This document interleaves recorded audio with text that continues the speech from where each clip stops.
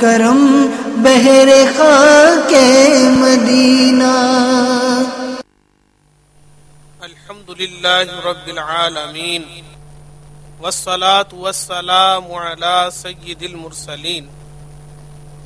میٹھے میٹھے اسلامی بھائیوں اور مدنی چینل کے ناظرین، فرمان مصطفیٰ صلی اللہ تعالی علیہ وآلہ وسلم ہے، نیت المؤمن خیر من عملہ، یعنی مسلمان کی نیت اس کے عمل سے بہتر ہے.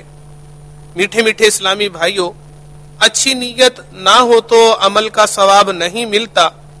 اس لیے میں نیت کرتا ہوں کہ حصول ثواب کے لیے اللہ عز و جل و رسول صلی اللہ تعالی علیہ وآلہ وسلم کی اطاعت کرتے ہوئے تلاوت کروں گا انشاءاللہ عز و جل.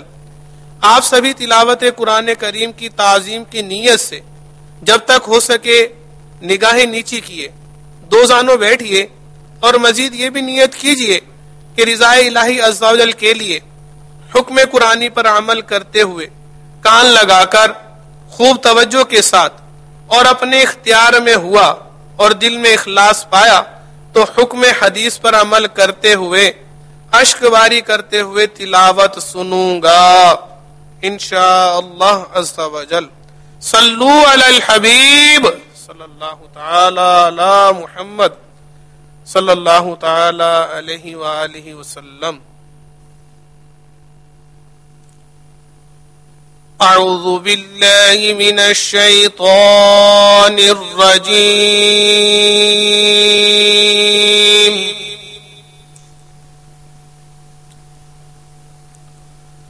بسم اللہ الرحمن الرحیم.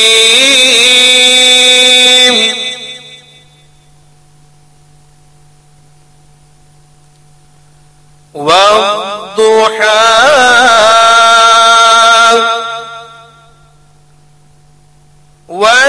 والليل إذا سجى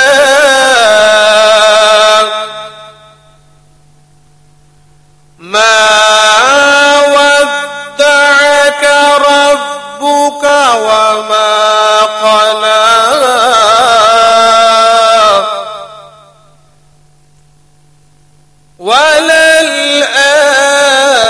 وللآخرة خير لك من الأولى.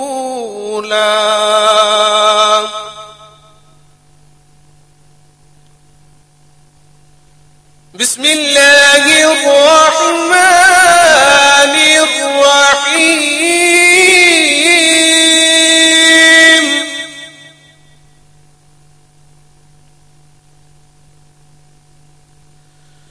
والضحى والليل إذا سجى ما ودعك ربك وما قلى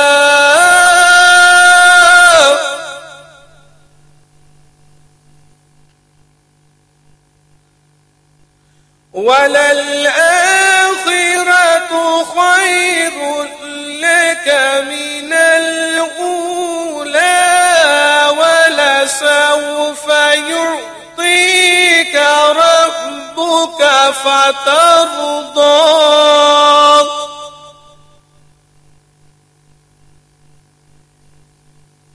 ولسوف يعطيك ربك فترضى.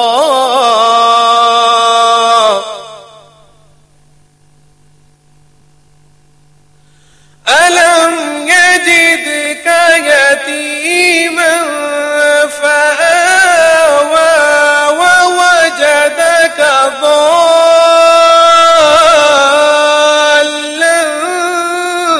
فهدى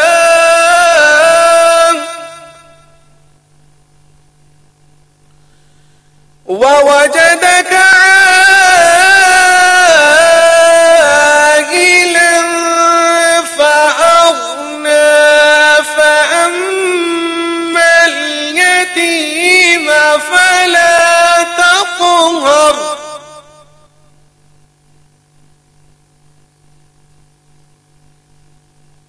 وأما السائل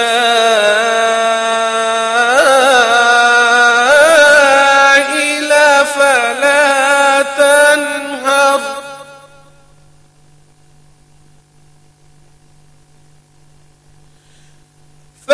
فأما اليتيم فلا تقهر وأما السائل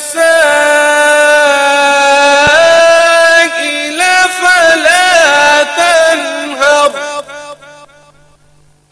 وأما بنعمة ربك فحدث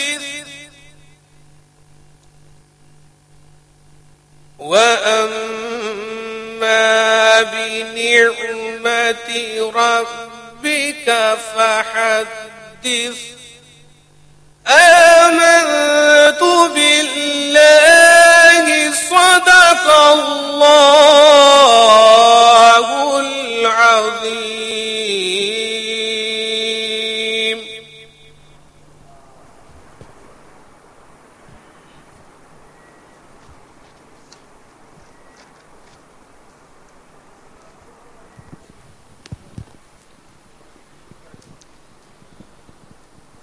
الحمد لله رب العالمين والصلاة والسلام على سید المرسلین. فرمان مصطفیٰ صلی اللہ تعالی علیہ وآلہ وسلم. نیت المؤمن خیر من عملہ، یعنی مسلمان کی نیت اس کے عمل سے بہتر ہے. میٹھے میٹھے اسلامی بھائیوں، اچھی نیت نہ ہو تو عمل کا ثواب نہیں ملتا. اس لیے میں نیت کرتا ہوں اللہ عز و جل کی رضا پانے اور ثواب کمانے کے لیے نعت شریف پڑھوں گا. آپ بھی نیت کیجئے کہ حصول ثواب کی خاطر جتنا ہو سکا تعظیم مصطفیٰ کے لیے نگاہیں نیچی کیے، دو زانوں بیٹھ کر گنبد خضرا کا تصور باندھ کر نہایت توجہ کے ساتھ اپنے بس میں ہوا اور دل میں خلوص پایا تو عشق رسول میں ڈوب کر روتے ہوئے یا اخلاص کے ساتھ رونے والوں سے مشابہت کی نیت سے رونے جیسی صورت بنائے نعت شریف سنوں گا. صلو علی الحبیب صلی اللہ علیہ یا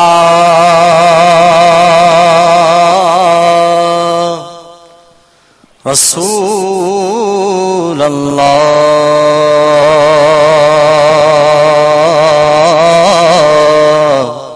وسلم علیک یا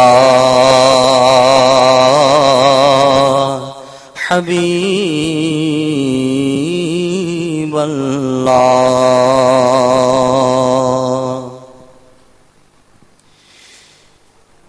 وہ کمال حسن حضور ہے، وہ کمال حسن حضور ہے کہ گمان نقص جہاں نہیں، وہی یہی پھول خار سے دور ہے، یہی شمع ہے کہ دھواں نہیں، وہ کمال حسن حضور ہے. میں نثار تیرے کلام پر ملیوں تو کس کو زبان نہیں،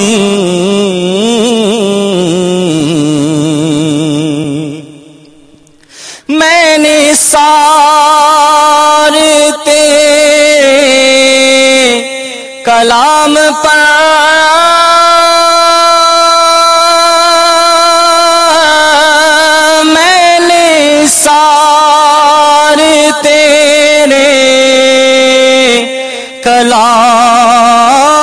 کلام پر ملیوں تو کس کو زبان نہیں، وہ سخن ہے جس میں سخن نہ ہو، وہ سخن ہے، وہ سخن ہے جس میں سخن نہ ہو، وہ بیان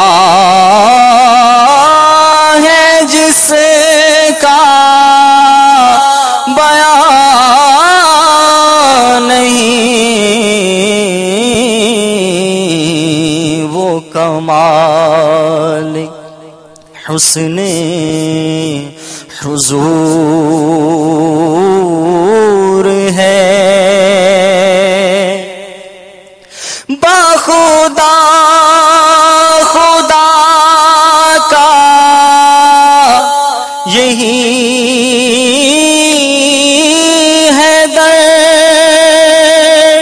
نہیں اور کوئی مفر مکر،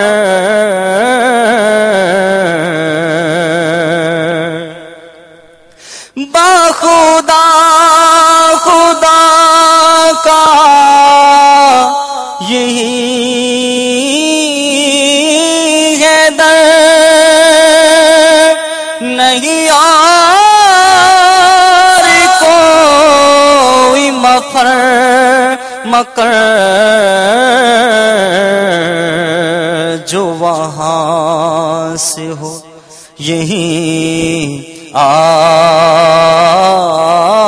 کے ہو، جو جہاں نہیں وہ وہاں نہیں، وہ کمال حسن حضور ہے، تیرے آگے یوں ہے دبے لچے فصحاء عرب کے بڑے بڑے،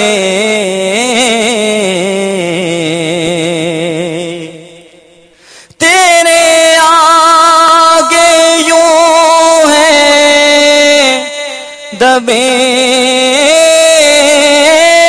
لچے فصحاء عرب کے بڑے بڑے، کوئی جانے منہ میں زبان نہیں، کوئی جانے کوئی جانے منہ میں زبان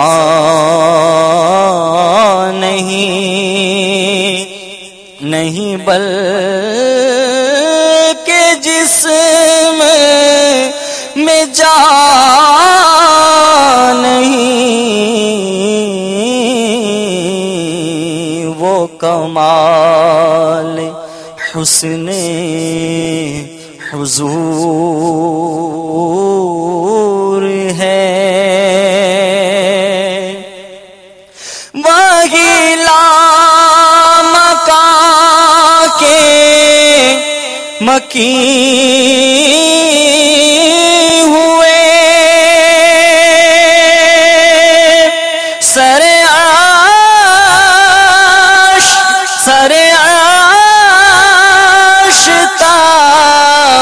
نشیں ہوئے وہ نبی ہے جس کے ہیں یہ مقام، وہ خدا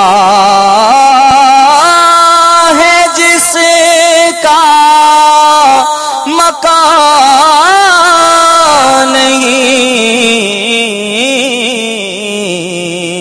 وہ کمال حسن حضور ہے۔ کرو تیرے نام پہ جان فدا، نہ بس ایک جان دو جہاں فدا، دو جہاں سے بھی نہیں جی بھرا، کروں کیا کروڑوں جہاں نہیں، وہ کمال حسن حضور ہے۔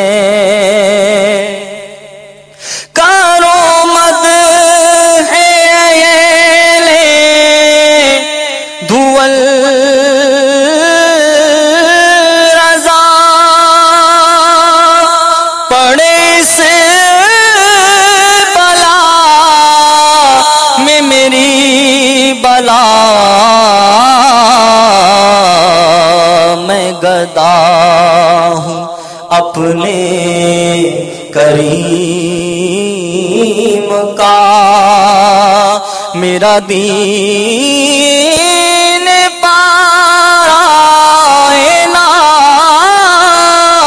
نہیں،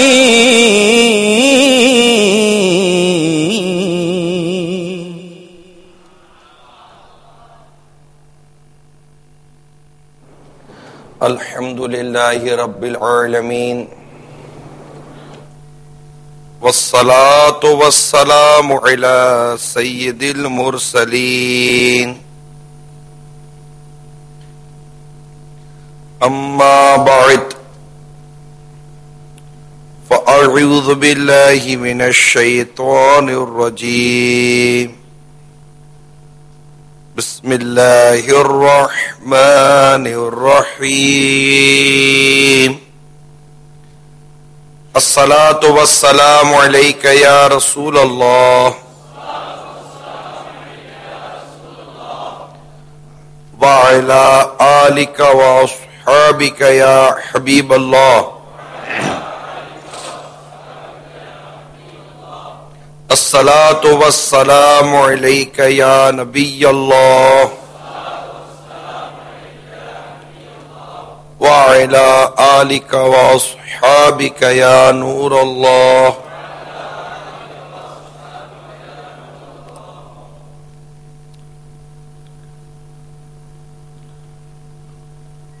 نبی رحمت شفیع امت صلی اللہ تعالی علیہ وآلہ وسلم پر درود و سلام پڑھنے کے بے شمار فضائل و برکات ہیں۔ چنانچہ فرمان مصطفیٰ صلی اللہ تعالی علیہ وسلم ہے جس نے یہ کہا، جزا اللہ عنا محمدا ما هو اہلہ، 70 فرشتے 1000 دن تک اس کے لیے نیکیاں لکھتے رہیں گے۔ یہ دعا ہے، جزا اللہ عنا محمدا ما هو اہلہ۔ اللہ تعالی ہمیں کثرت کے ساتھ درود و سلام پڑھنے کی توفیق عطا فرمائے۔ صلو علی الحبیب صلی اللہ تعالی علی محمد۔ نیت المومن خیر من عملہ، مسلمان کی نیت اس کے عمل سے بہتر ہے، اور اچھی نیت انسان کو جنت میں داخل کروا دیتی ہے۔ اللہ کی رضا پانے اور ثواب بڑھانے کے لیے آئیے کچھ اچھی اچھی نیتیں کیے لیتے ہیں. بیان میں اول تاخیر شریک رہیں گے. اسلامی بہنیں جو مختلف مقامات پر پردے کی حالت میں اجتماع میں شریک ہے، آج آپ کے ہفتہ وار اجتماع بھی ہے اور یہ بیان آپ کے ہفتہ وار اجتماع میں بھی میری معلومات کے مطابق ریلے ہو رہا ہے. تو آپ بھی حسب حال نیتیں کرتے چلے جائیے.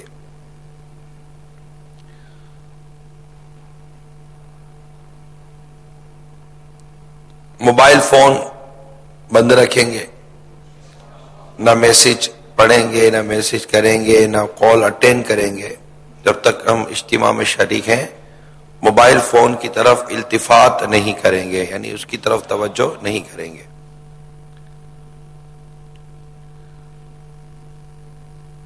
نگاہ نیچی رکھنے کی عادت بنانے کے لیے حتی الامکان نگاہ نیچی رکھ کر بیان میں شریک رہیں گے.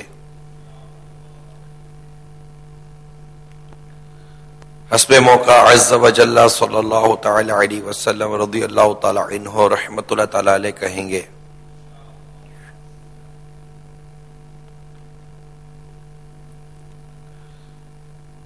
باتیں کرنے، یہاں وہاں دیکھنے، دری کے دھاگے نوچنے، کپڑے سہلانے، اٹھ کر چل پڑنے وغیرہ معاملات سے بچتے ہوئے اول تاخیر علم دین سیکھنے کی نیت سے توجہ کے ساتھ بیان سنیں گے.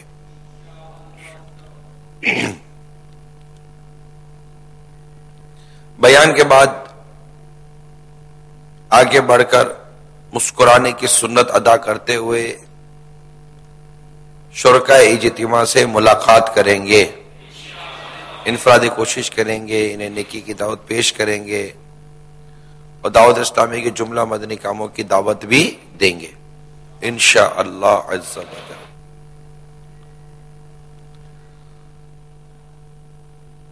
میں بھی نیت کرتا ہوں اعلی کلمۃ الحق یعنی اللہ کا کلمہ بلند کرنے کے لیے بیان کروں گا. لوگوں کو اللہ کی دین کی طرف بلاؤ، پکی تدبیر اور اچھی نصیحت سے اس حکم قرآنی اور بلغوا عنی ولو آیا پہنچا دو میری طرف سے ایک ہی آیت کیوں نہ ہو، اس حدیث پاک پر عمل کرتے ہوئے بیان کرنے کی کوشش کروں گا. ٹاکا لگنے اور لگوانے سے بھی بچوں گا انشاءاللہ تعالی. صلو علی الحبیب صلی اللہ تعالی.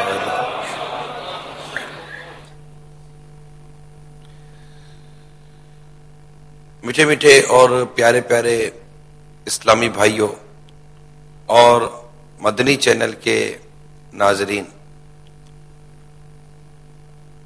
آج جو ہمارا موضوع ہے وہ ہے توکل، یعنی توکل کیسا ہونا چاہیے.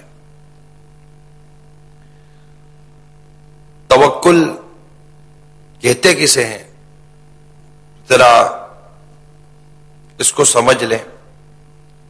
چنانچہ میرے آقا اعلی حضرت امام اہل سنت مجدد دین و ملت پروانہ شمع رسالت مولانا شاہ امام احمد رضا خان علیہ رحمت الرحمن اپنے فتاوی رضویہ شریف جلد 12 صفحہ نمبر 379 میں توکل کی وضاحت کچھ یوں فرماتے ہیں کہ توکل یہ ترک اسباب کا نام نہیں بلکہ اعتماد علی الاسباب کا ترک ہے. توکل یہ ترک اسباب کا نام نہیں کہ اسباب ترک کر دینے کا نام توکل نہیں، بلکہ اس اسباب پر اعتماد نہ کیا جائے اس کا نام توکل ہے.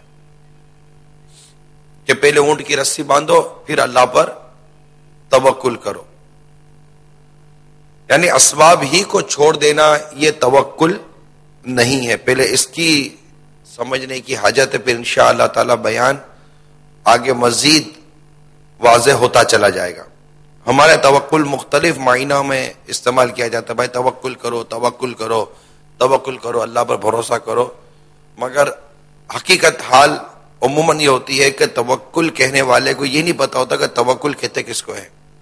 اللہ پر اعتماد کرنا، اللہ پر بھروسہ کرنے کی وضاحت جو قرآن اور حدیث میں آئی ہے، اس کے معنی و مفاہیم کیا ہیں اس طرف بھی عموماً توجہ نہیں ہوتی.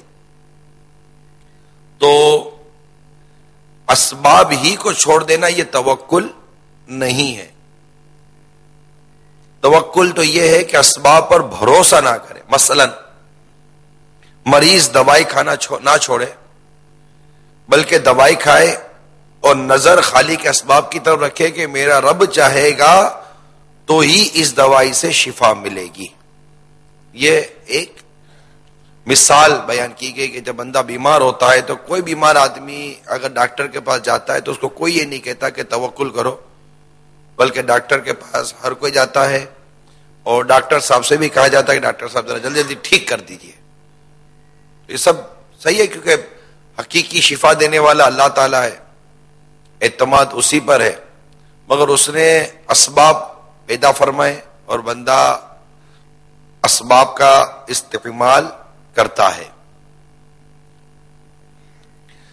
تو یہ توکل کا بیان شروع کرنے سے پہلے میں نے چاہا کہ آپ کو توکل کہتے کس کو ہیں، معنی و مفاہیم کیا ہیں اس کو ذرا سمجھ لیں. اس کے بعد انشاءاللہ تعالی آگے مزید وضاحت ہم کرتے چلے جائیں گے کہ اب ہم توکل کہاں کہاں کس کس طرح ترک کر جاتے ہیں، اور اس سے پہلے یہ ہوگا کہ توکل کیسا ہونا چاہیے. اب توکل کیسا ہونا چاہیے اس کی وضاحت کے لیے آپ کو بے حدیث پاک بیان کروں گا کہ ہمارے پیارے آقا مکی مدنی مصطفیٰ صلی اللہ تعالی علیہ وآلہ وسلم نے ہمیں توکل کے بارے میں کیا فرمایا کہ توکل کیسا ہونا چاہیے. چنانچہ دعوت اسلامی کے اشاعتی ادارے مقتوط المدینہ کی مطبوعہ 590 صفحات پر مشتمل کتاب حضرت سید عمر بن عبد العزیز رضی اللہ تعالی عنہ کی 425 حکایات کے صفحہ نمبر 509 پر ہیڈنگ ہی یہ ہے توکل کیسا ہونا چاہیے. سرکار مدینہ راحت قلب و سینہ فیض گنجینہ صاحب معطر پسینہ باعث نزول سکینہ صلی اللہ تعالی علیہ وآلہ وسلم کا فرمان راحت نشان ہے، اگر تم اللہ عز و جل پر ایسا توکل کرو جیسا کہ اس پر توکل کرنے کا حق ہے. اگر تم اللہ عز و جل پر ایسا توکل کرو جیسا کہ اس پر توکل کرنے کا حق ہے تو تم کو ایسے رزق دے جیسے پرندوں کو دیتا ہے. کیسے دیتا ہے؟ جیسے پرندوں کو دیتا ہے کہ وہ پرندے صبح کو اب بھوکے جاتے ہیں اور شام کو شکم سیر لوٹتے ہیں. اللہ پر توکل یعنی اللہ پر بھروسہ، اللہ پر اعتماد کرنے کے حوالے سے سرکار مدینہ صلی اللہ تعالی علیہ وآلہ وسلم نے ہمیں یہ ارشاد عطا فرمایا کہ اس فرمان مصطفیٰ صلی اللہ تعالی علیہ وسلم سے ان نادانوں کو ہوش کے ناخن لینے چاہیے جو روزی کمانے کے لیے حرام ذریعہ اپنانے میں کوئی جھجک محسوس نہیں کرتے. ایک کاش ہمیں حقیقی توکل نصیب ہو جائے. اصل لفظ توکل ہے، کیا ہے؟ سب دوہرا لیں، توکل. توکل کرو، توکل کرو، یہ نہیں. توکل، توکل یہ کاف پر تشدید ہے اور کاف پر پیش ہے. یہ ڈنڈی والا کاف ہے جس سے ہم کتاب لکھتے ہیں. توکل اللہ پر اعتماد، اللہ پر بھروسہ کرنا چاہیے. تو اس میں ہمیں یہ ارشاد ہوا کہ اللہ تعالیٰ پر ایسا توکل کرو جیسا کہ توکل کرنے کا حق ہے. تو اللہ تبارک و تعالیٰ تمہیں ایسے رزق دے گا جیسے پرندوں کو عطا فرماتا ہے کہ پرندہ اپنے گھونسلے سے بھوکا نکلتا ضرور ہے، مشاہدے کی بات ہے. رات اپنے گھونسلے میں یہ قیام کرتا ہے. رات کو پرندے کہاں نظر آتے ہیں آپ کو؟ بادلوں میں، آسمانوں میں رات کو پرندے آپ کو نظر نہیں آتے. پرندے رات سو جاتے ہیں یا آپ جو بھی ان کے وہ صبح کو رزق کی تلاش میں نکلتے ہیں اور رزق ڈھونڈتے ہیں، اور جب واپس لوٹتے ہیں تو ان کو ان کے حصے کا رزق ملا ہوا ہوتا ہے. یعنی جو لوگ اس کو اگر توکل کہتے ہیں جناب روزگار بھی چھوڑ دو، تو ایسا بھی نہیں ہے. روزگار بھی رکھنا چاہیے، اور روزگار کو گویا کہ آپ یوں سمجھیے کہ روزگار جو ہے نا یہ سبب ہے. اسباب، بزرگان دین کہتے ہیں اسباب کا کشکول بنا کر، کشکول سمجھتے جو فقیروں کے ہاتھوں میں جو کالے جیسا نہیں ہوتا تھا جس میں لوگ بھیک ڈالتے تھے، اس کو کشکول کہتے ہیں. بزرگان دین کہتے ہیں کہ اسباب کا کشکول بنا کر اپنے رب کے بارگاہ، یعنی رب کی جو مشیت ہے کہ رزق کماؤ، اسباب کا کشکول بنا کر رب کے حضور حاضر ہو جاؤ. تمہارے قسمت کی، تمہارے نصیب کی جو بھیک ہوگی تمہارے کشکول میں ڈال دی جائے گی. کہ بندہ روزی کمانے میں، رزق کمانے میں بالخصوص بھروسہ کرنے میں چک جاتا ہے کہ اللہ تعالیٰ پر اعتماد ہونا چاہیے، اللہ تعالیٰ پر بھروسہ ہونا چاہیے، اور رزق کمانے میں بالخصوص اللہ پر خاص بھروسہ ہونا چاہیے. کہ بندہ رزق کے معاملے میں تکلیف میں آتا ہے تو وہ الٹے سیدھے راستے اختیار کرتا ہے، پریشانی میں، بیماری میں الٹے سیدھے راستے اختیار کرتا ہے. اللہ پر اعتماد اس کو کرنا چاہیے.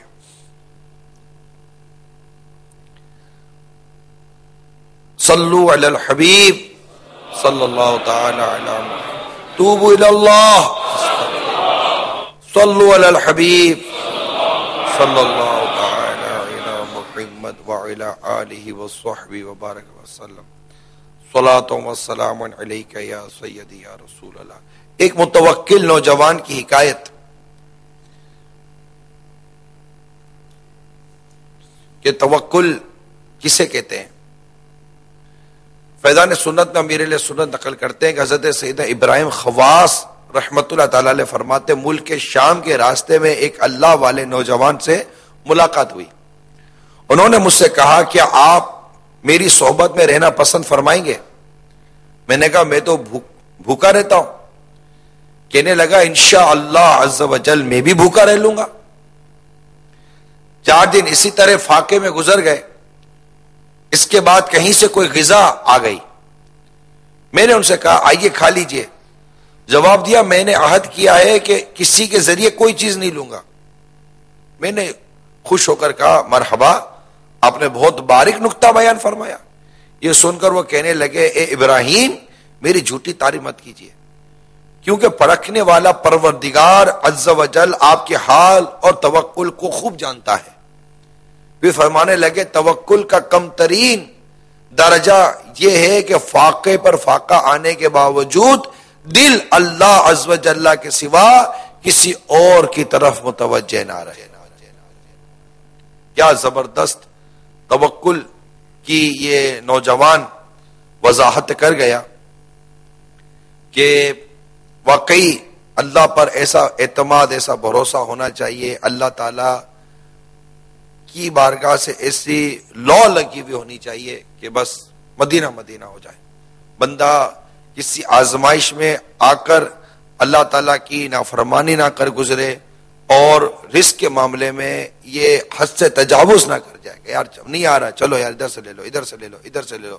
پھر جھوٹ کا راستہ، رشوت کا راستہ، خیانت کا راستہ، سود کا راستہ اور طرح طرح کے برے راستے وہ رزق کمانے کے لیے استعمال کرتا ہے. دیکھتا نہیں ہے کہ اللہ تعالیٰ ہر ایک کو رزق دے رہا ہے، ہر ایک کو روزی دیتا ہے.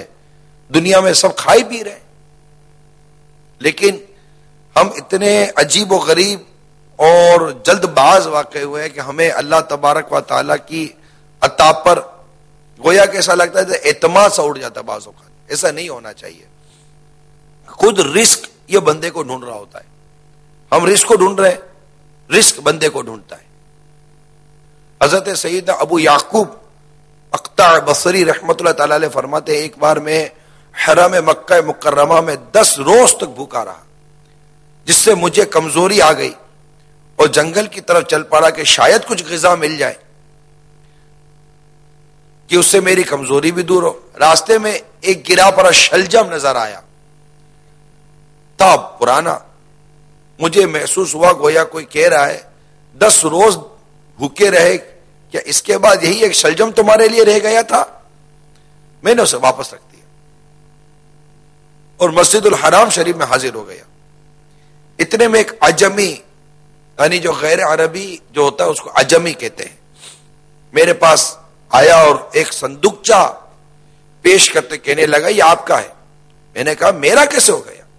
بولا ہم 10 دن سے سمندر میں سفر کر رہے تھے، طوفان آ گیا اور ہماری کشتی ڈوبنے کے قریب ہو گئی، تو ہم سب نے نیتیں کی تھی کہ اگر اللہ عز و جل ہمیں نجات بخشے گا تو ہم خیرات کریں گے۔ میں نے یہ نیت کی تھی کہ مسجد الحرام شریف میں مجھے جو پہلا آدمی نظر آیا اس کو یہ پیش کروں گا، تو آپ ہی وہ پہلے شخص ہیں جو مجھے ملے۔ میں نے جب صندوقچہ کھولا تو اس میں مصری میدے کا کیک، چھلے ہوئے بادام اور قند سفید یعنی ایک طرح کی مٹھائی کی ڈلیاں تھیں۔ میں نے دل ہی دل میں اپنے آپ سے کہا تیرا رزق 10 دن سے تیری طرف آ رہا تھا مگر تو اس کو جنگل میں تلاش کرنے کے لیے چل پڑا۔ میں نے اس میں تھوڑی تھوڑی چیزیں اپنے لیے نکال کر بقیہ اسی کو لوٹا دی اور کہا کہ میں قبول کر چکا، اب یہ آپ لے لیجئے اور میری طرف سے اپنے بچوں کو تحفہ دے دیجئے۔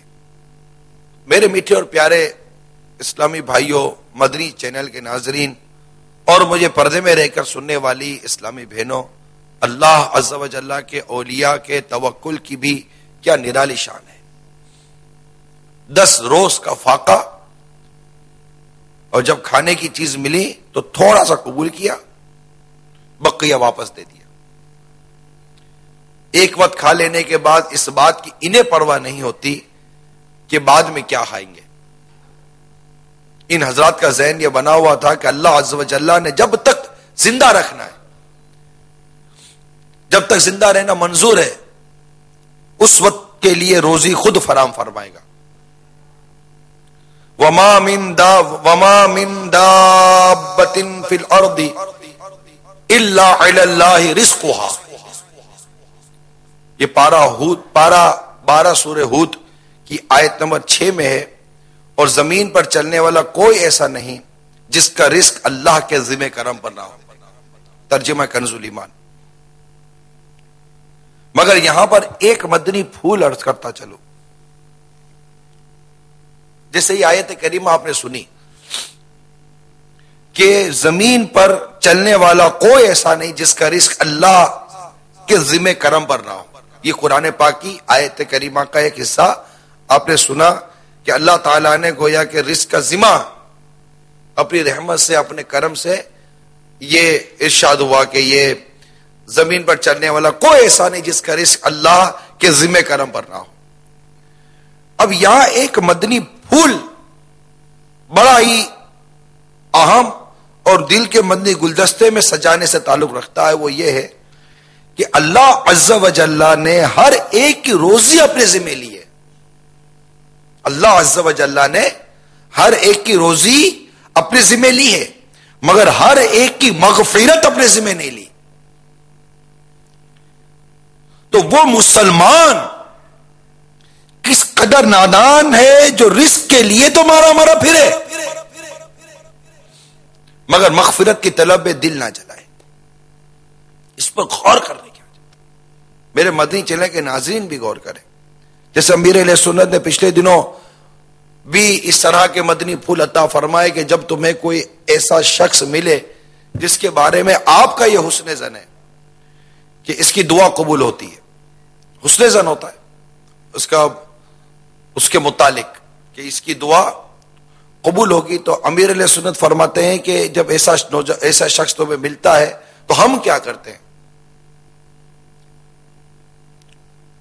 ہم اس سے رزق میں برکت، محتاجی سے بچت، فلاں یہ اس طرح کی دعائیں کروانے کو زیادہ پسند کرتے ہیں، جس کا تعلق ہماری دنیاوی اغراض و مقاصد سے ہوتا ہے۔ لیکن کیا ہماری زبان سے یہ جملہ نکلتا ہے کہ دعا کرے اللہ تعالیٰ میری مغفرت کر دے؟ مغفرت یہ ایک اتنی اہم نعمت ہے اور اتنی پیاری نعمت ہے کہ جس سے یہ مغفرت کی بھیک مل گئی اس کا تو بیڑا پار ہو گیا نا، دنیا میں سب کچھ مل گیا، مرتے وقت پھنس گئے، قبر میں پھنس گئے، تو یہ دنیا کا سب کچھ ملنا ہمیں کیا کام آئے گا؟ مغفرت کے لیے کون روتا ہے؟ مدینے کی محبت میں کون روتا ہے؟ آقا صلی اللہ تعالی وسلم کی عشق میں کون روتا ہے؟ یا تو روزگار، غم مال یہ رلا رہا ہوتا ہے۔ غم روزگار میں تو میرے اشک بہ رہے ہیں، غم روزگار میں تو میرے اشک بہ رہے ہیں، تیرا غم اگر رلاتا تو کچھ اور بات ہوتی، تیرا غم اگر رلاتا تو کچھ اور بات ہوتی۔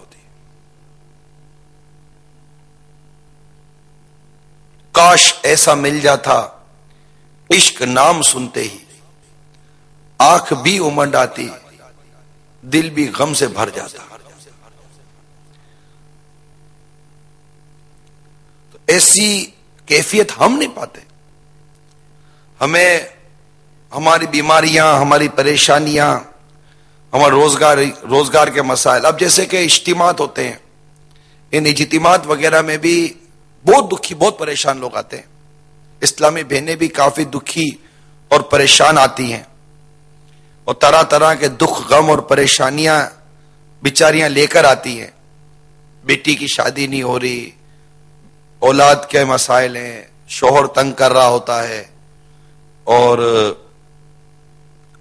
روزی کے مسئلے ہوتے ہیں، جناب بیٹا کما نہیں رہا ہوتا، بھائی نہیں کما رہا ہوتا، تو بچوں کے ابو کی روزی صحیح نہیں ہوتی، روزگار میں کمی ہوتی ہے، برکت نہیں ملتی، تو علاج نہیں ہو رہا، جادو ہو گیا ہے، پریشانی ہو گئی ہے، تکلیفیں بہت ہیں۔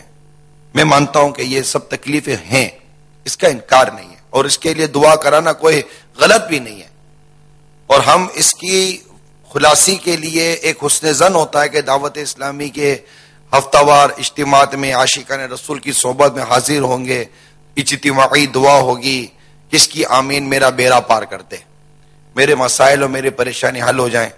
لیکن اس کے ساتھ ساتھ بلکہ میں کہہ رہا ہوں سب سے پہلے نمبر پر کہ ہم یہ نہیں تمنا کر سکتے تھے کہ اتنے مبارک و پاکیزہ اجتماع میں میری شرکت ہو اور میں اس نیت کے ساتھ شریک ہوں کہ جب میں وہاں سے اٹھوں تو اللہ تعالیٰ میری مغفرت فرما دے۔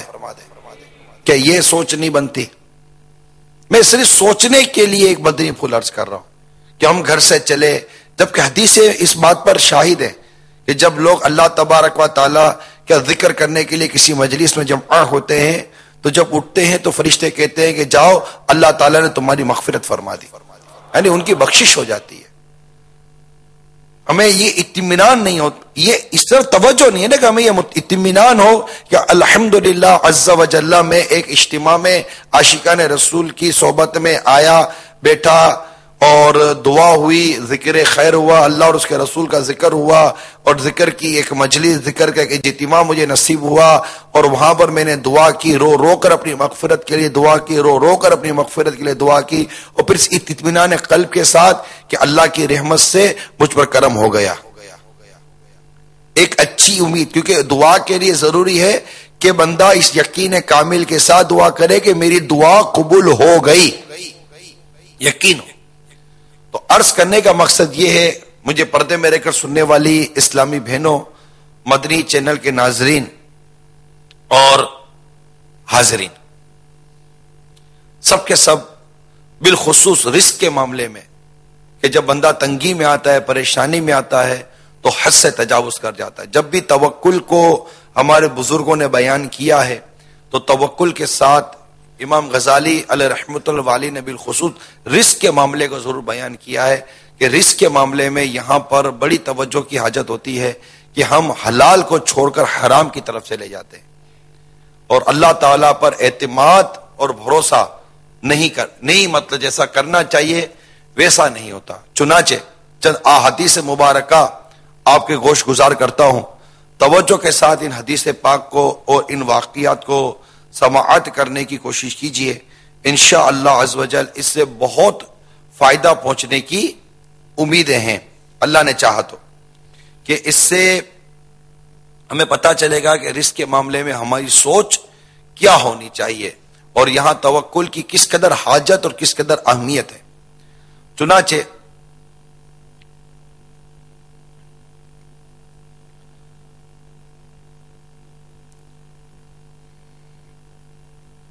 حدیث پاک میں حضرت سیدنا ابن مسعود رضی اللہ تعالی عنہ سے روایت ہے کہ رسول اکرم نور مجسم صلی اللہ تعالی علیہ وسلم نے ارشاد فرمایا، کوئی عمل ایسا نہیں جو تمہیں جنت کے قریب کرے سوا اس عمل کے جس کا میں نے تمہیں حکم دیا ہے، اور نہ کوئی کام ایسا ہے جو تمہیں دوزخ کے نزدیک کرے سوا اس برے کام کے جس سے میں نے تمہیں روک دیا ہے. لہذا تم میں سے کوئی اپنے رزق سے متعلق تنگ دل نہ ہو، کیونکہ حضرت سیدنا جبرائیل امین علیہ السلام نے میرے دل میں یہ بات ڈالی ہے کہ تم میں سے کوئی اس وقت تک نہیں جائے گا جب تک کہ وہ اپنا رزق پورا نہ کر لے. اس کے لوگوں اللہ عز و جل سے ڈرتے رہو اور تلاش معاش یعنی رزق کی تلاش میں میانہ روی سے کام لو. اگر تم میں سے کوئی اپنے رزق کے بارے میں پریشان ہو تو اللہ عز و جل کی نافرمانی کر کے رزق تلاش نہ کرے، کیونکہ رزق اللہ کا فضل ہے اور نافرمانی کر کے اللہ کا فضل حاصل نہیں ہوتا. تنگی آتی ہے تو آدمی ہو جاتا ہے.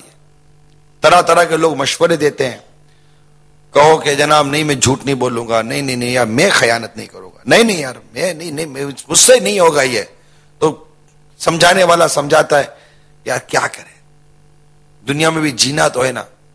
ارے دنیا میں جس نے بھیجا ہے اس پر اعتبار نہیں ہے کہ زمین پر رینگنے والا کوئی یا زمین پر چلنے والا کوئی جاندار ایسا نہیں جو جس کا رزق اللہ تعالیٰ نے اپنے ذمہ کرم پر نہ لیا ہو.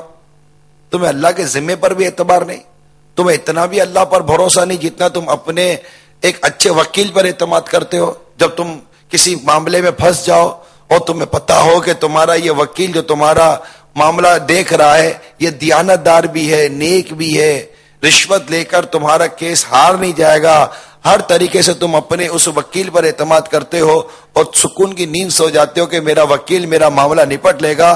تمہیں اتنا اعتماد بھی اپنے رب پر نہ رہا ہے، اتنا بھروسہ بھی اپنے رب پر نہ رہا جتنا بھروسہ تم دنیا میں اپنے کسی دیانت دار وکیل پر کرتے ہو کہ اسے اپنا مقدمہ دے کر کیسے فارغ ہو جاتے ہو.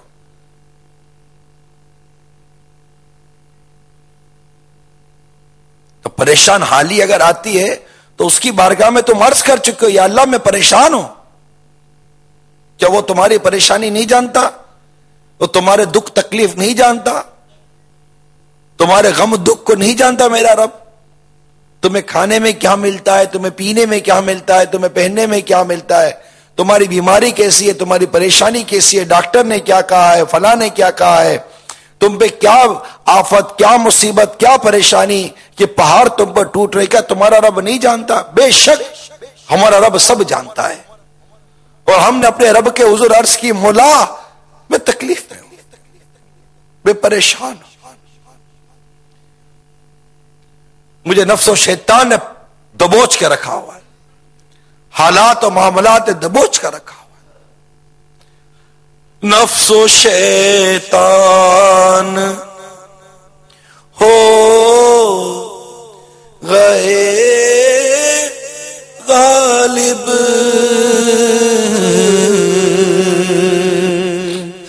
نفس و شیطان ہو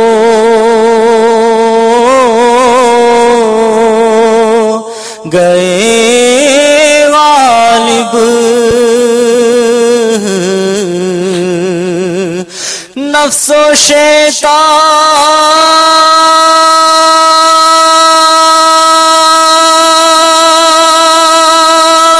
ہو گئے غالب، ان کے چنگل سے تو چھڑا یا رب، ان کے چنگل سے تو چھڑا یا رب۔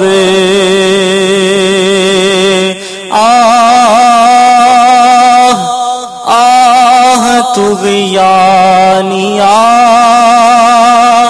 گناہوں کی آہ طغیانیہ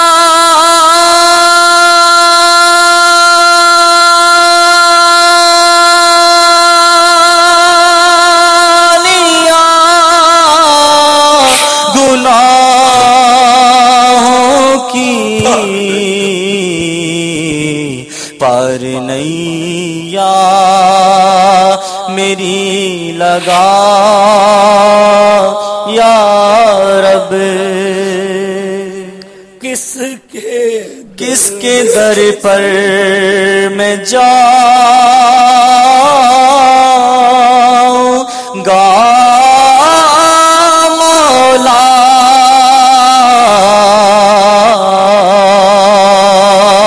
کس کے در پر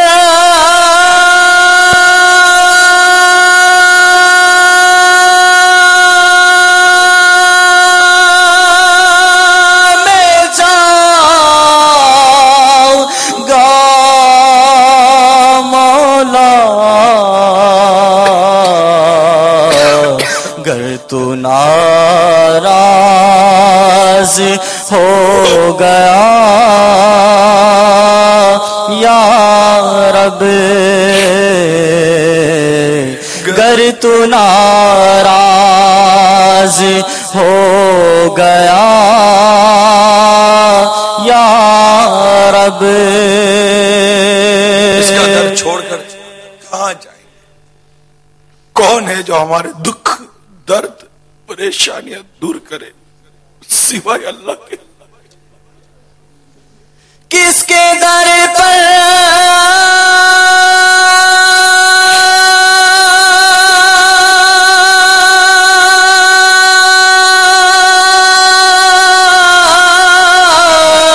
کس کے در پر میں جاؤں گا مولا، گر تو ناراض ہو گیا یا رب،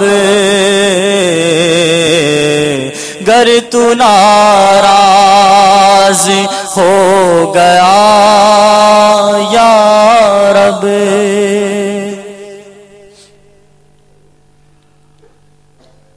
ہمیں چاہیے کہ ہم اللہ پر بھروسہ کریں، اس پر اعتماد کریں۔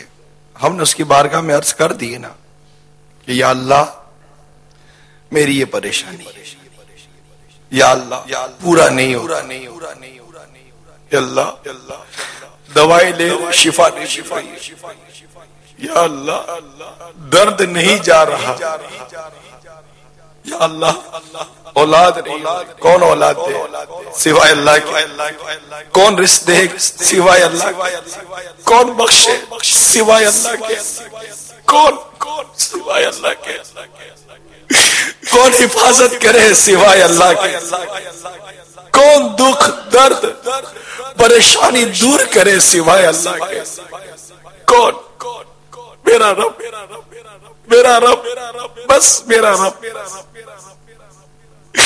وہ قادر مطلق ہے، وہ اپنے بندے پر رحم فرمانے والا ہے، وہ ارحم الراحمین ہے، سب سے بڑھ کر رحم کرنے والا ہے۔ ہم پر جس نے بھی رحم کیا اس کے دل میں ہمارے لیے رحم ڈالنے والا وہی ارحم الراحمین ہے، وہی ارحم الراحمین ہے، وہ ماؤں سے بڑھ کر رحم کرنے والا ہے۔ اس نے ہمیں رحمت للعالمین صلی اللہ تعالی علیہ وسلم کا دامن کرم دیا، وہ ارحم الراحمین ہے۔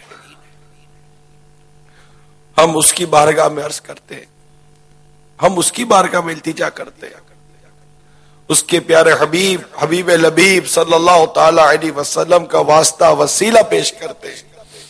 وہ ہمارے دکھ درد تکلیفیں دور فرمانے والا ہے، وہ مالک ہے ہمارا، پالنے والا ہے، پیدا کرنے والا ہے۔ ہمیں اس پر بھروسہ ہونا چاہیے، توکل ہونا چاہیے، اعتماد ہونا چاہیے۔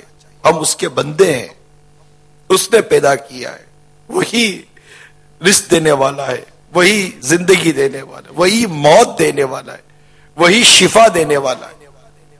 ہم اسباب کا استعمال کریں، دعا بھی سبب ہے، دعا کرنا ہے، دعا کروانا، مگر حد سے تجاوز کرنا، واویلا کرنا، چیخو پکار کرنا، شرعی حدود توڑ دینا، یہ درست نہیں ہے۔ وہ جب دے، جہاں دے، وہ مالک ہے، اس کی مرضی ہے۔ ہمیں راضی بھی رضا رہنا چاہیے، ہمیں ہر حال میں اس سے راضی رہنا چاہیے، کیونکہ وہی ہمارا رب ہے، وہی ہمارا پالنے والا ہے۔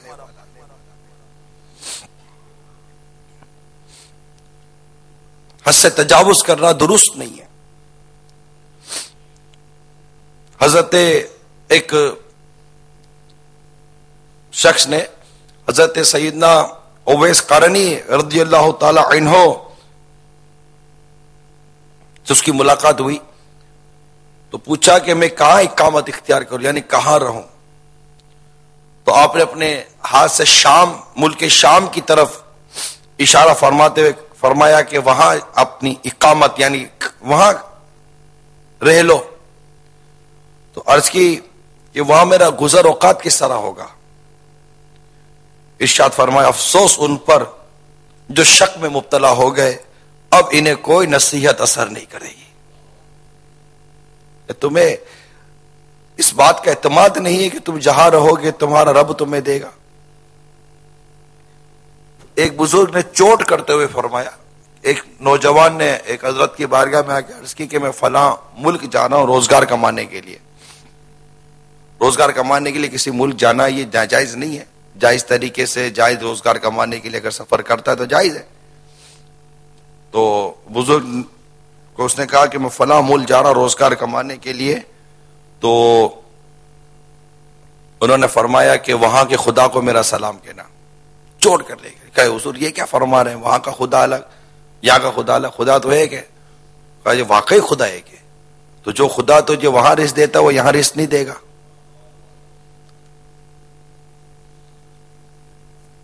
یہ چوٹ کرنے کے لیے کہ اللہ پر بھروسہ، اللہ پر اعتماد ہونا چاہیے۔ ایک کفن چور حضرت سیدنا با یزید بستامی علیہ رحمت اللہ تعالی علیہ کی بارگاہ میں حاضر ہوا، توبہ کی، کفن چوری سے تائب ہوا، تو اس نے قبر کے حالات بیان کیے جہاں یہ کفن چورایا۔ کہنے لگا میں نے تقریباً 1000 قبروں سے کفن چورائی، سوائے 2 کے باقی سب کے چہرے قبلے سے پھرے ہوئے تھے۔ حضرت باجد بستامی رحمت اللہ تعالی علیہ نے ارشاد فرمایا کہ جن کے چہرے قبلے سے پھرے ہوئے تھے یہ وہ لوگ تھے جو اللہ پر توکل نہیں کرتے تھے، اللہ پر بھروسہ نہیں کرتے تھے۔ تو کاش کہ ہمیں صحیح معنوں میں توکل نصیب ہو جائے۔ تو میں رزق کے حوالے سے عرض کر رہا تھا کہ بندے کو چاہیے کہ روزگار کے معاملے میں بالکل اللہ پر بھروسہ کرے، اللہ پر اعتماد کرے۔ اسلامی بہنوں کو بھی چاہیے کہ کہ خالی خالی واویلا کر کے، چیخو پکار کر کے، تنگی کا رونا رو کر خود کو، کیونکہ اسلامی بہنیں بھی روزگار کماتی ہیں، کئی اسلامی بہنیں جو جاب کرتی ہیں دنیا میں، تو ایک بہت بڑا رجحان ہے۔ پاکستان میں اگرچہ اس کا رجحان کم ہے، لیکن ہند میں بھی بہت رجحان ہے۔ یوں سمجھیے کہ گھر چلانے کے لیے مرد اور عورت دونوں کو کمانا پڑ رہا ہے، بعض تو پروفیشنلزم کے نام پر اور تفریح کے نام پر اور ایک انٹرٹین کے نام پر بھی روزگار کمایا جا رہا ہے، وہ ایک اپنی جگہ پر، لیکن مہنگائی دنیا میں ہے۔ ہم یہاں مہنگائی کو روتے ہیں، مہنگائی دنیا میں ہے، اور دنیا میں یہ ایک ٹرینڈ دیکھا ہے کہ گھر چلانے کے لیے مرد کا کمانا جیسے کافی نہیں ہے، عورت مرد دونوں کما رہے ہوتے ہیں۔ مگر یہاں میں یہ ضرور وضاحت کر دوں، اسلامی بہنیں کس صورت میں نوکری کر سکتی ہیں، اس کی وضاحت پردے کے بارے میں سوال جواب نامی جو کتاب ہے، یہ پردے کے بارے میں سوال جواب نامی کتاب میں اعلی حضرت امام اہل سنت کی بیان کردہ 5 شرائط لکھی گئی ہے کہ کس صورت میں عورت اپنے گھر سے نکل سکتی ہے۔ ان 5 شرائط پر عمل کا میرا بیان موضوع یہ نہیں ہے، کیونکہ اس ایک بیان کو پورا ایک وقت چاہیے کہ عورت یعنی اسلامی بہن کس حالت میں گھر سے نکل سکتی ہے اور اس کے لیے نوکری کرنے کی کون سی جائز صورت ہے۔ یہ ساری صورت اس میں لکھی ہے۔ اسلامی بھائیوں کو اس میں ضرور میں عرض کروں گا، جو مدنی چینل کے پر بھی ہیں یا یہاں ہیں یا جو کہیں بھی آپ سن رہے ہیں، انٹرنیٹ پر اگر آپ ہیں سن رہے ہیں، تو یہ ضرور عرض کروں گا کہ خدا را یہ مسائل پڑھ لیجئے۔ یہ پردے کے بارے میں سوال جواب جو کتاب ہے، یہ صرف اسلامی بہنوں کے لیے نہیں ہے۔ اسلامی بہنوں کو پردہ کرائے گا اسلامی بھائی پردہ کرائے گا، باپ پردہ کرائے گا، شوہر پردہ کروائے گا۔ ان کو پردے کی تربیت کون دے گا؟ بچپن سے ہی پردے کی تربیت دینی ہے۔ تو کیا شوہر کو پتا ہے کہ میری بیوی جو نکل رہی ہے تو اس کا یہ نکلنا جائز ہے یا نہیں ہے؟ جہاں نوکری کرنے جا رہی ہے اور جس انوائرمنٹ کے اندر وہ جاب کر رہی ہے، نوکری کر رہی ہے، کیا وہ انوائرمنٹ میں یا اس ماحول میں یا وہ پوسٹ جو اس کو ملی ہوئی، کیا وہ پوسٹ پر رہنا اس کے لیے جائز ہے یا نہیں ہے؟ مردوں کے حوالے سے، تنہائیوں کے حوالے سے، ہر حوالے سے بہت ساری وضاحتیں، پھر لباس کیسا ہونا چاہیے، آنے جانے کا انداز کیسا ہونا چاہیے، ساری اس میں وضاحتیں لکھی ہوئی ہیں۔ تو یہ ضرور اس کا مطالعہ کر لینا چاہیے۔ حاجی امین اگر اس کا صفحہ نمبر مجھے مل جائے نا، یہ کتاب اس کی فہرست کے اندر لکھا ہوا ہے، تو اگر یہ ضرور مطالعہ کریں، میں انشاءاللہ تعالی آپ کو پردے کے بارے میں سوال جواب نامی کتاب کا صفحہ نمبر بھی کوشش کر کے عرض کر دیتا ہوں، تاکہ مزید آپ کے لیے پڑھنا اور ڈھونڈنا آسان ہو جائے۔ تو یہ اس دنیا میں ٹرین ہے۔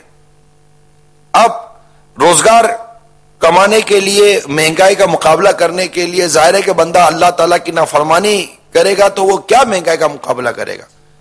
آپ خود غور کیجئے نا، کچھ سینس کا استعمال کیجئے۔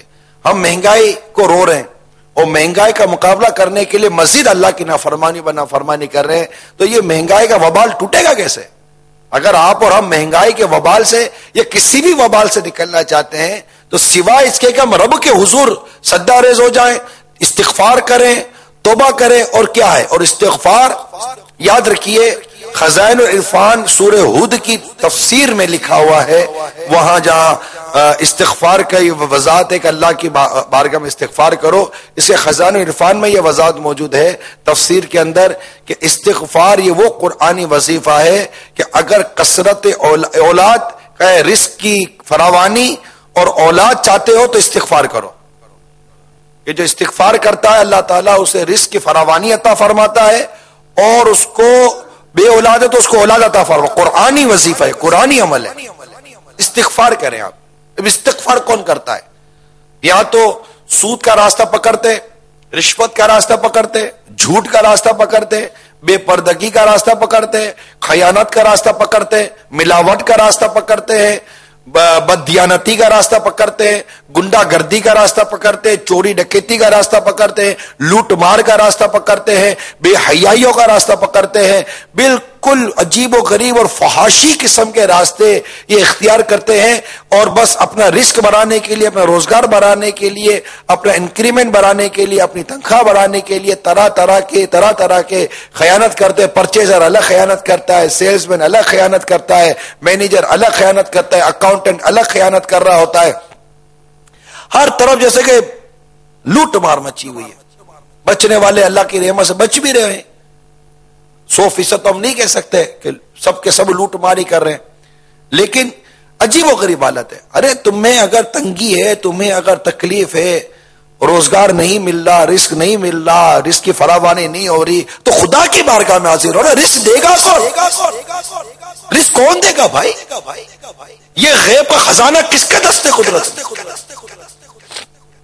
تو اس کی نافرمانی کر کے رزق کیسے پالو گے؟ اس کو ناراض کر کے رزق کیسے پالو گے؟ رزق تو اس کے غیب کے خزانوں میں سے خزانہ ہے جو تم پر کھولے گا، تم اس کے حضور حاضر تو ہو، استغفار تو کرو، معافی تو مانگو، توبہ تو کرو، یا اللہ معاف کر دے، معاف کر دے، معاف کر دے، مجھ پر رزق کی تنگی ہو گئی ہے، کھول دے، وہ کھول دے گا۔ آؤ تو صحیح اس کی بارگاہ میں۔ کہاں جھوٹ اور بےمانی کے راستے پر چل رہے ہو؟ تمہیں دعوت اسلامی جنت کے راستے پر بلا رہی ہے، استغفار کے راستے پر بلا رہی ہے، توبہ کے راستے پر بلا رہی ہے۔ آؤ تو صحیح دعوت اسلامی کے پیغام کو لبیک کہہ کے تو دیکھو، اللہ کے حضور سجدہ ریز ہو کر معافی تو مانگو، نمازیں تو پڑھو۔ نماز ایک ٹائم کی نہیں پڑھنی، جماعت سے نماز تم چھوڑو، نہ فرمانیاں تم کرو، گانے تم سنو، فلمیں تم دیکھو، داڑیاں تم منڈاؤ، جھوٹ تم بولو، ماں باپ کو تم ستاؤ۔ رزق کے دروازے بند کرنے کے اتنے اسباب ہم نے خود پر کھولے ہوئے ہیں کہ پھر ہم روتے ہیں کہ جناب میرا رزق کا دروازہ بند ہو گیا۔ بند ہوا نہیں، تم نے اپنے ہاتھوں سے، دونوں ہاتھوں سے بند کیا ہے اپنے وہ رزق کا دروازہ۔ ارے کھولو نا، ہم کو کہہ رہے ہیں، ہم آپ کو سرچ کر رہے ہیں، سمجھا رہے ہیں، کھولو نا رزق کا دروازہ۔ ارے تمہارے ہاتھ میں آؤ نا استغفار کی دستک دو، تم پر رزق کا دروازہ کھل جائے گا انشاءاللہ۔ آؤ نا، بول تو رہے آپ کو، سمجھا تو رہے، قرآنی وظیفہ بتا رہے ہیں، کثرت کے ساتھ استغفار کرو۔ توبوا الی اللہ، توبوا الی اللہ، توبوا الی اللہ، صلوا علی الحبیب صلی اللہ تعالی علیہ وسلم۔ اللہ کے حضور معافی مانگے، بلکہ آپ کو چلو امیر بننے کا وظیفہ بیان کرتا ہوں۔ نکلی نا، مجھے اندازہ تھا کہ سبحان اللہ کی صدا نکلے گی، نکلتی ہے۔ امیر بننا ہے سب کو، کوئی بھی مسکین و غریب رہنے کے لیے بننے کے لیے تیار نہیں ہے، جبکہ حدیث کا یہ خلاصہ مجھے یاد ہے کہ یا اللہ مجھے مسکین کر، مسکین رکھ اور مسکینوں میں اٹھا۔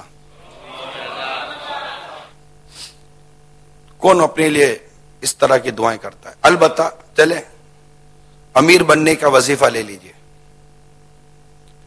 اور یہ مدنی پنسورہ میں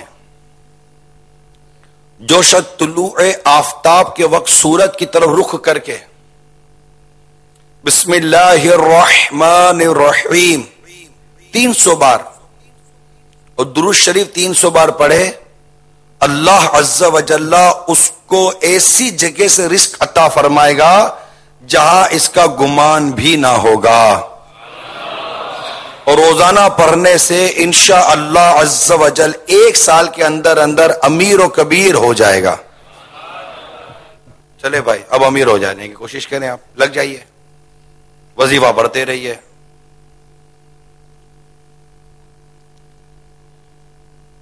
یہ مدنی پنسورے کا وظیفہ تھا، جو امیر بننے کی خواہش مند اسلامی بھائی اور اسلامی بہنیں جو ہیں وہ اس کو یاد کر لیں 300 بار۔ ابھی آپ ایک دوسرے کو پوچھو کیا بولا تھا، کیا بولا تھا؟ اتنی دیر سے پورا بیان ہوا تو نہیں سمجھ پڑا ہوگا، کیا بولا تھا 300 بار؟ کیا بسم اللہ الرحمن الرحیم، یہ پڑھنا بھی سیکھ لیں، بسم اللہ الرحمن الرحیم۔ اور پھر اس کے سیکھنے کے لیے مدرسۃ المدینہ بالیگان یا بالیگات میں ہی آ جائیں، کیونکہ یہ امیر کبیر بننے کا جو وظیفہ بیان کیا اس کے لیے مخارج کا سیکھنا بھی ضروری ہے آپ کے لیے، کہ جب صحیح پڑھیں گے نہیں تو پھر وہ اثر پڑے گا نہیں۔ تالے کی چابی جب لگا دے، اس کے دندانے جب پورے نہ ہوں، گھسے ہوئے ہوں، صحیح نہ ہو تو تالا کھلا نہیں کرتا۔ تو پورا پڑھنا ہوتا ہے اور صحیح پڑھنا ہوتا ہے، چابی صحیح ہو تبھی تالا کھلتا ہے. آپ 1000 چابیاں لگا لو، چابی صحیح نہیں ہوگی تو تالا کھلنا نہیں ہے. تو اس کے مخارج سیکھ لیجئے، اس کے پڑھنے کا طریقہ سیکھ لیجئے. اور سیکھنے کے لیے مدرسۃ المدینہ بالغان یا مدرسۃ المدینہ بالغات میں شرکت کیجئے. انشاءاللہ تعالی درود شریف درست پڑھنے، بسم اللہ شریف درست پڑھنے کا طریقہ آپ کو مدرسۃ المدینہ بالغان یا بالغات میں اسلامی بھائی اسلامی بہنیں سکھا دیں گے. اس ضمن میں مزید قرآن پاک درست سیکھنے کی بھی سعادت نصیب ہوگی. تو اسلامی بھائی مدنی قافلوں میں سفر کریں، انشاءاللہ تعالی وہاں بھی بہت کچھ سیکھنے کو ملے گا. اور مزید یہ کہ توکل پیدا کرنے کا ایک ذوق اور شوق پیدا ہوگا.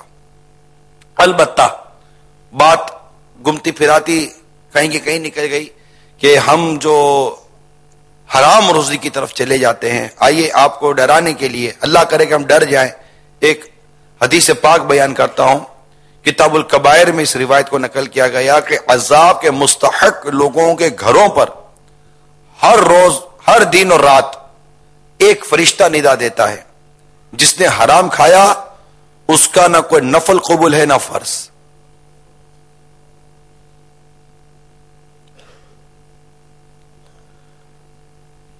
اللہ حرام روزی سے بچائے اور توکل کی توفیق عطا فرمائے. حضرت سیدنا ابو ہریرہ رضی اللہ تعالی عنہ سے روایت ہے، رسول اکرم صلی اللہ تعالی علیہ وآلہ وسلم نے فرمائے، لوگوں مالدار ہونا کثرت سامان سے نہیں ہوتا. مالدار ہونا کثرت سامان سے نہیں ہوتا، بلکہ مالداری تو دل کے غنی ہونے کا نام ہے.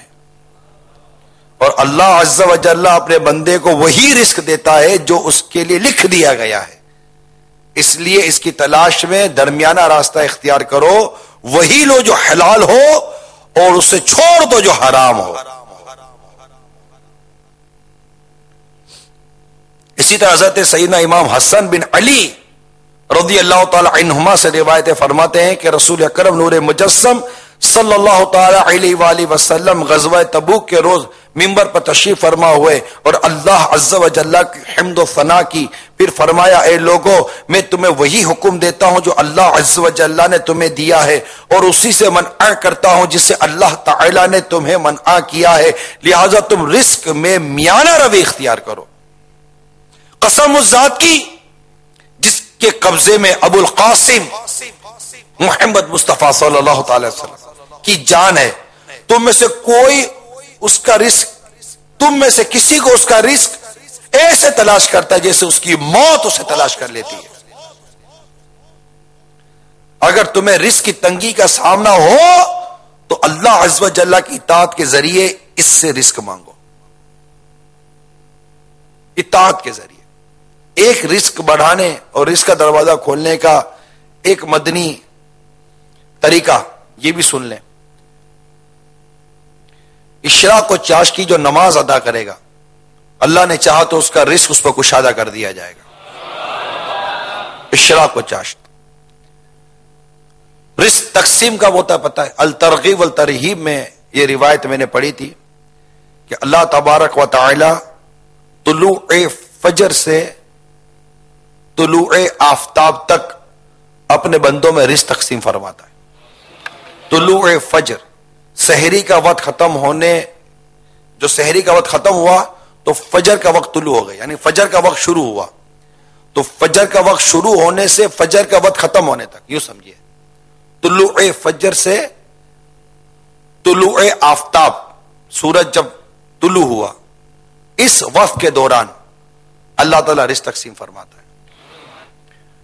ایک بہترین جو ذہن میں میرے آ رہا طریقہ وہ عرض کرتا ہوں، جو کتابوں میں پڑھا، اس سے جو مستفاد جو سمجھ میں آیا، نہ قرآن کی آیت بیان کر رہا ہوں نہ میں حدیث بیان کر رہا ہوں، کہ ہمیں چاہیے یہ جو تنگی رزق کا شکار ہیں. دیکھیں سب سے پہلے اپنی میں بیس بتا رہا ہوں، کچھ بنیادی باتیں عرض کر رہا ہوں، اسلامی بہنوں کے لیے اسلامی بھائیوں کے لیے بھی. پڑھنا گرنا، یہ جو پڑھتی ہے نا، پڑھنا گرنا یہ ایک محاورہ ہے، پڑھتے ہیں نا جو کثرت کے ساتھ، پھر بھی کہتے ہیں کہ یار کچھ ہو نہیں رہا ہے، ان کو بالخصوص اس بات پر توجہ کریں جو عرض کرنے جا رہا ہوں. دیکھیے ہمیں درست پڑھنے نہیں آتا، اس کو تسلیم کر